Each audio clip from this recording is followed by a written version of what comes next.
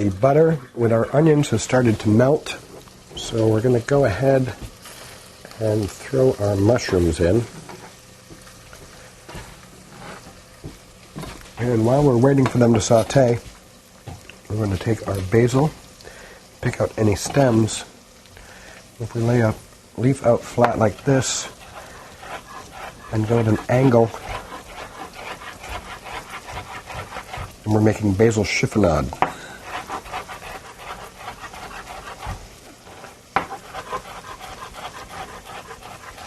Alright, when the basil's done, we'll grab our artichokes, we'll add them in, and again, you don't have to cook these all the way down because we are going to be broiling them. Or asparagus, excuse me. And so we'll add salt and pepper,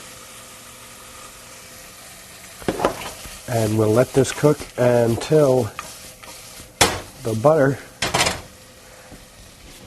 has all evaporated.